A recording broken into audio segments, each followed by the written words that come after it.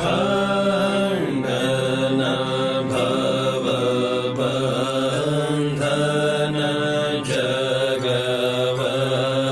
जगवन्दन वन्दितो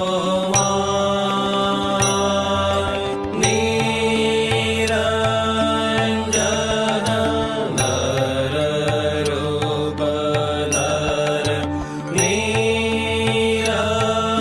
निरञ्जन नररूपधर निर्गुण गुणमय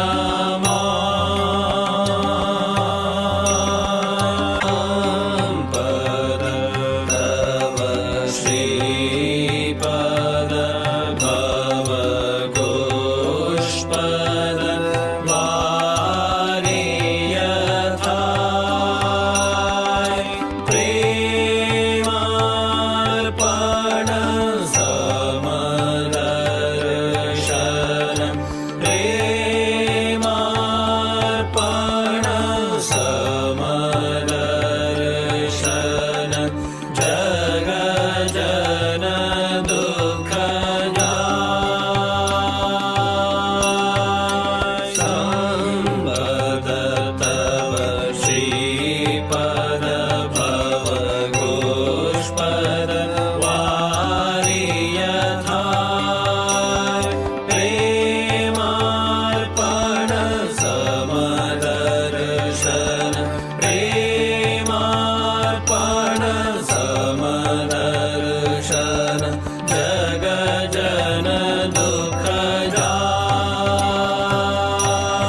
नमो नमो प्रभुवाक्यमनादित नमो नमो प्रभुवाक्यमनादित मनोवचनैकाधार प्रभु मनोवचनैकाधार ज्योतिर्ज्योति उज्जल हृदि कंदर ज्योतिर्ज्योति उज्जल हृदि कंदर तुमि तमो भंजनहार प्रभु तुमि तमो भंजनहार नमो नमो प्रभु वाक्यमनादित नमो नमो प्रभु वाक्यमनादित मनोवचनैकाधार प्रभु मनोवचनैकाधार ज्योतिर्ज्योति उज्जल हृदि कंदर ज्योतिर्ज्योति उज्जल हृदि कंदर तुमि तमो भंजनहार प्रभु तुमि तमो भंजनहार धिधि लंग रंग भंग बाजे अंग संग मृदंग धिधि लंग रंग भंग बाजे अंग संग मृदंग गायचे छंद भक्त वृंद आरती तुम्हार गायचे छंद भक्त वृंद आरती तुम्हार जय जय आरती तुम्हार हर हर आरती तुम्हार शिव शिव आरती तुम्हार खण्डन भवबन्धन जगवन्दन वन्दितो जय श्री गुरु महाराज जी की जय।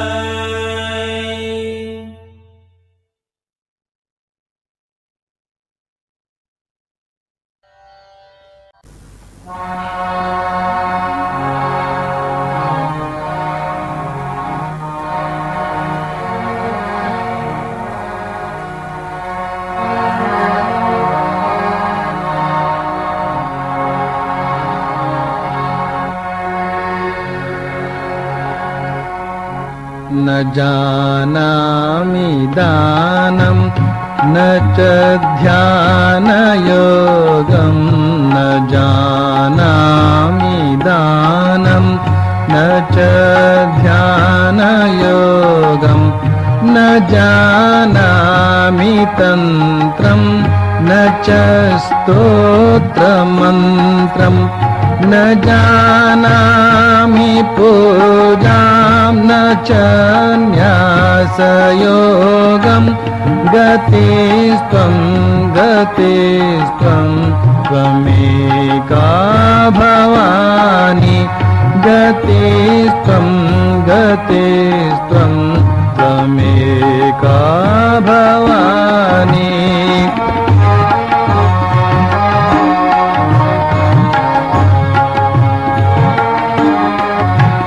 न जानामि पुण्यं न जानामि तीर्थं न जानामि पुण्यं न जानामि तीर्थं न जानामि मुक्तिं लयं वा कदाचित् न जानामि भक्तिं व्रतं वापि मातर् गतिस्त्वं गतिस्त्वं त्वमेका भवानि गतिस्त्वं गतिस्त्वं त्वमेका भवानि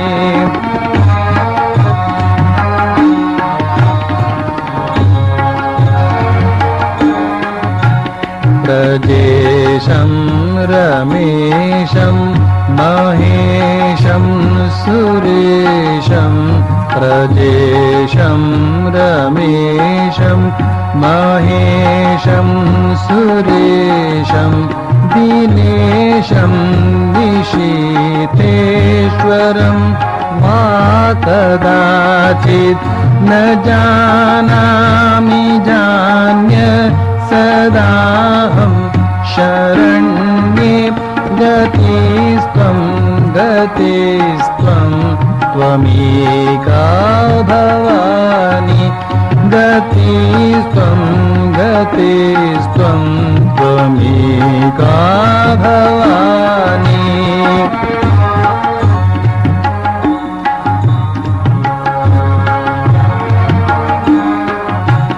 विवादे विषादे प्रमादे प्रवासे विवादे विषादे प्रमादे प्रवासे जले चानले पर्वते शत्रुमध्ये अरण्ये शरण्ये सदा मां प्रपाहि गतिस्त्वं गतिस्त्वं त्वमेका भवानि गतिस्त्वं गतिस्त्वं त्वमेका भवानि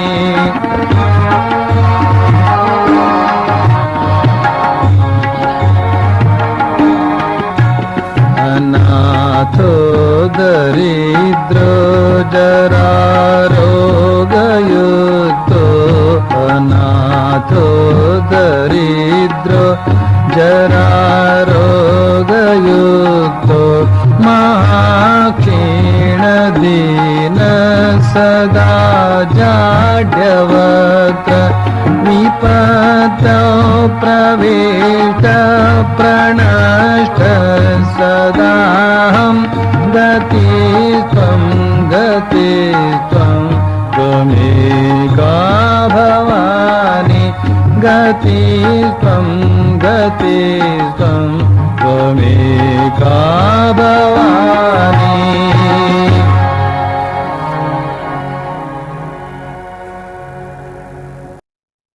ಶ್ರೀರಾಮಕೃಷ್ಣರ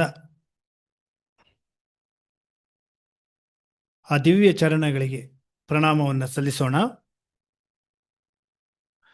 ಶ್ರೀರಾಮಕೃಷ್ಣರ ಆ ಮೂರ್ತಿಯನ್ನು ಭಾವಿಸ್ತಾ ಶ್ರೀರಾಮಕೃಷ್ಣರಲ್ಲಿ ಪ್ರಾರ್ಥನೆಯನ್ನು ಸಲ್ಲಿಸಿ ಶ್ರೀರಾಮಕೃಷ್ಣರ ಕೃಪೆಗೆ ಪಾತ್ರರಾಗಿ ಶ್ರೀರಾಮಕೃಷ್ಣರ ನಾಮ ಜಪವನ್ನು ಮಾಡೋಣ.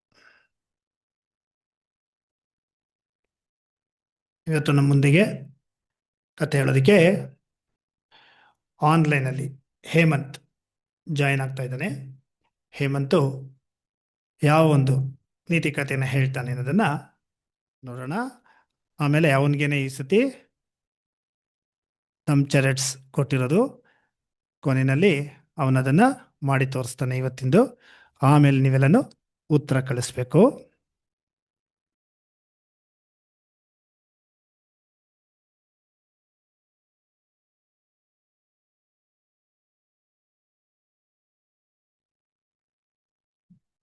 ಎಲ್ಲರಿಗೂ ಜಯ ರಾಮಕೃಷ್ಣ. ನನ್ನ ಹೆಸರು ಹೇಮಂತ್, ಫೇಮಸ್ ನಂಬರ್ 264.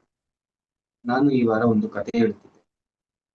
ನಮಗೆಲ್ಲ ತಿಳಿದಿರುವ ಹಾಗೆ ನಾವು ರಾಮಾಯಣನ ವಾಲ್ಮೀಕಿ ಬರ್ದಿರೋ ರಾಮಾಯಣ ಬಗ್ಗೆ ತಿಳ್ಕೊಂಡಿದ್ದೇವೆ. ಅದರಲ್ಲಿ ರಾವಣ ಹೇಗೆ ದುಷ್ಟ, ಅಧರ್ಮಿ ಹಾಗೂ ಅಹಂಕಾರಿಯಾಗಿ ತೋರಿಸಿದ್ದಾರೆ. ನಾವು ಅದೇ ರಾಮಾಯಣನ ನಾವು ಪಂಪ ಬರ್ದಿರೋ ರಾಮಾಯಣದಲ್ಲಿ ನೋಡಿದರೆ ರಾವಣನನ್ನು ಅವರು ಒಬ್ಬ ಜ್ಞಾನಿಯಾಗಿ, ಒಬ್ಬ ಶ್ರೇಷ್ಠ ಭಕ್ತನಾಗಿ, ದಾನಶೀಲನಾಗಿ ಹಾಗೂ ಅವನು ತನ್ನ ಕರ್ಮವನ್ನು ಮಾಡಿ ಹೇಗೆ ಅವನ ಪತನವನ್ನು ಅವನೇ ಕಂಡುಕೊಂಡ ಎಂದು ತೋರಿಸಿದ್ದಾರೆ.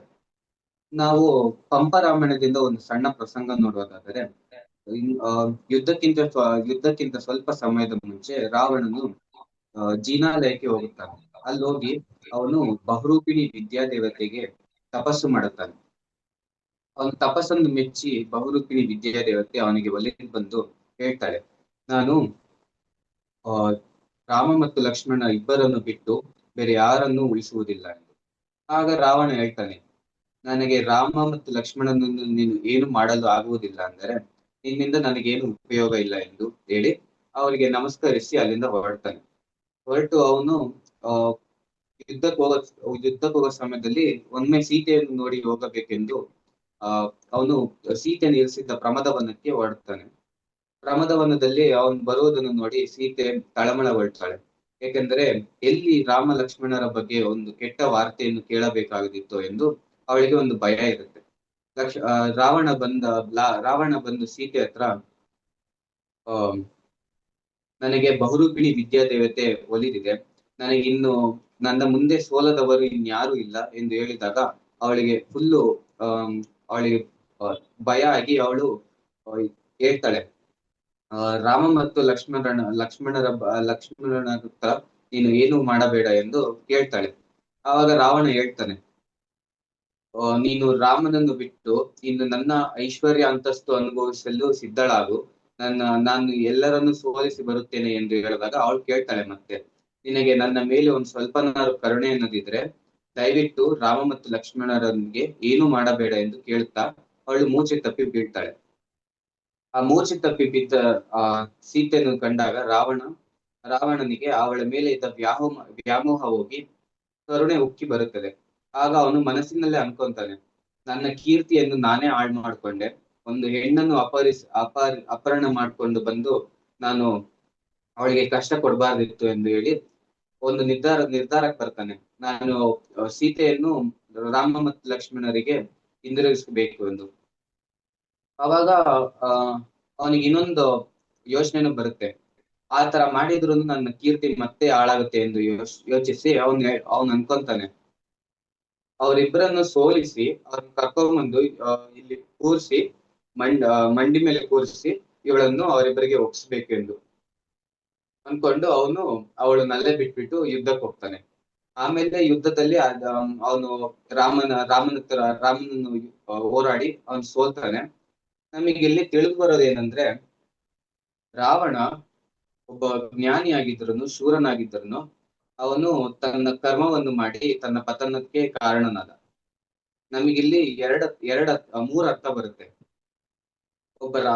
ಒಬ್ಬ ವ್ಯಕ್ತಿ ಎಷ್ಟೇ ದೊಡ್ಡವನಾಗಿದ್ರು ಅವನು ಅಹಂಕಾರ ಮತ್ತು ಆಸೆ ಅವನಲ್ಲಿ ಜಾಸ್ತಿ ಆದ್ರೆ ಅವನಿಗೆ ಖಂಡಿತ ಕೊನೆ ಆಗುತ್ತದೆ.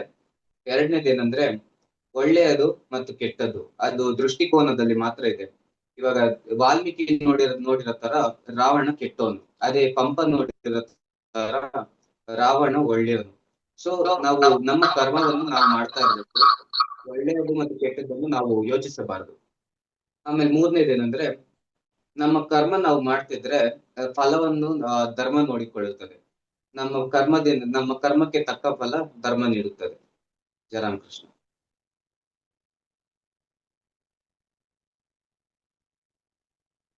ಜಯರಾಮ್ ಕೃಷ್ಣ. ಹೇಮಂತ್, ನೀನು ಪಂಪ ಭಾರತದ ಒಂದು ಏನು ಒಂದು ರಾಮಾಯಣದ ಇನ್ಸಿಡೆಂಟ್ ಇದೆ ಅದು ತೊಗೊಂಡಿದ್ಯಾ. ನೀನು ಹೇಳಿದಾಗೇ ವಾಲ್ಮೀಕಿ ರಾಮಾಯಣ, ಕಂಬ ರಾಮಾಯಣ, ಈ ಪಂಪನದ ಭಾರತ ಇದಲ್ಲೆಲ್ಲ ತೊಗೊಂಡಾಗ ನಮ್ಮಲ್ಲಿ ಒಂದೇ ಕಥೆನ ನಾವು ದೃಷ್ಟಿಕೋನಗಳು, ಅವರ ದೃಷ್ಟಿಕೋನಗಳಲ್ಲಿ ಈ ರಾಮಾಯಣ ಕೂಡ ಹಾಗೆಯೇ ಏನು ಅವರ ಯಾರನ್ನು ರಚನೆ ಮಾಡಿದಾರೋ ಅವರಿಗೆ ಏನು ಆ ದರ್ಶನ ಆಗಿರುತ್ತೋ ಅದನ್ನು ಬರೆದಿರ್ತಾರೆ. ಹೀಗೇ ಈ ನಾವು ಅದಕ್ಕೆ ಹೇಳೋದು, ಈ ಪುಸ್ತಕಗಳನ್ನೆಲ್ಲ ಓದಬೇಕಾದಾಗ ಯಾರು ಸಾಕ್ಷಾತ್ಕಾರ ಮಾಡಿಕೊಂಡು ಒಂದು ಗ್ರಂಥ ಬರೆದಿರ್ತಾರೋ ಅದನ್ನು ಓದಬೇಕಾಗತ್ತೆ. ಯಾಕೆಂತಂದರೆ ಅವ್ರಿಗೆ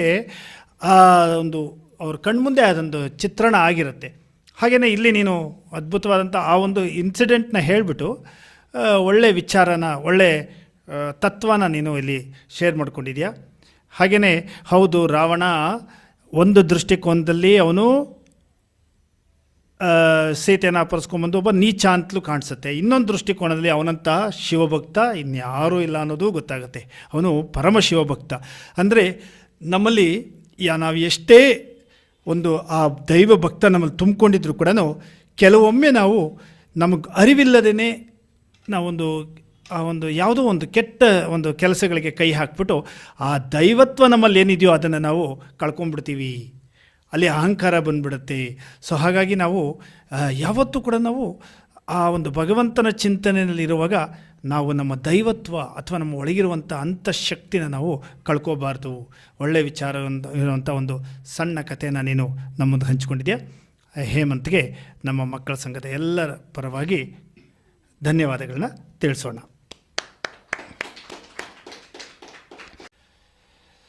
ಜೈ ಶ್ರೀ ಗುರು ಮಹಾರಾಜ್ ಕಿ ಜೈ. ಜೈ ಶ್ರೀ ಮಹಾಮಾಯಿ ಕಿ ಜೈ. ಜೈ ಶ್ರೀ ಸ್ವಾಮೀಜಿ ಮಹಾರಾಜ್ ಕಿ ಜೈ. ಮುಂದಿನ ವಾರ ಇದನ್ನು ನಮ್ಮ ಚಾನೆಲ್ಸ್ ತೋರಿಸ್ಬೇಕಾದ್ರೆ ಸುಹಾಸ್ HM ನಿಮ್ಮ ಇದ್ರ ಪ್ರಕಾರ VMS ಆರ್ಡರ್ ಪ್ರಕಾರ. Okay.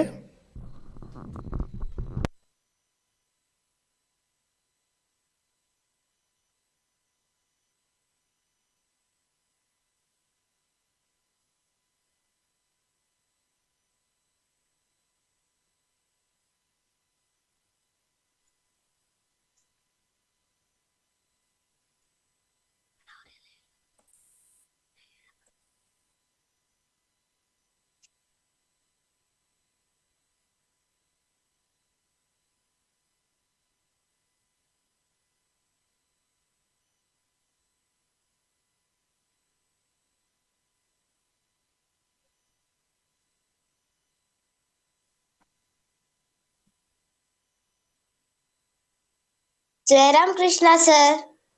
Jayaram Krishna sir. Jayaram Krishna sir. Krishna sir.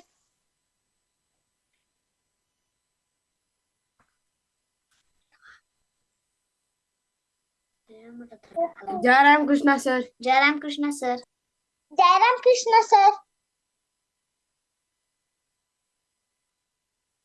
Jayaram Krishna sir. Jayaram Krishna sir. Jayaram Krishna sir. Jayaram Krishna sir. Jayaram Krishna sir. Jayaram Krishna sir. Jayaram Krishna sir. Jayaram Krishna sir.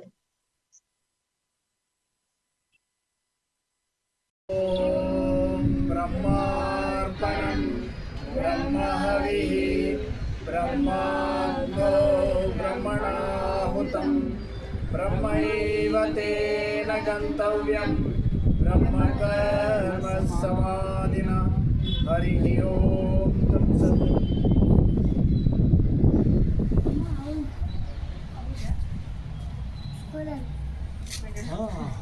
ನಮಗೆ ಅವಳೆಲ್ಲಪ್ಪ ಅಂತ ಸರ್ ಈಗ ನಾವು ಪ್ರೇ ಮಾಡ್ತೀವಿ ಸರ್. ಅಲ್ಲಿ ವಿಡಿಯೋ ಅಲ್ಲಿ ಬರುತ್ತೆ. ಹೌದು ಸ್ವಲ್ಪ ಜಾಸ್ತಿ ಇರ್ಲಿಲ್ವಾ ಚಿತ್ರಾನ್ನ?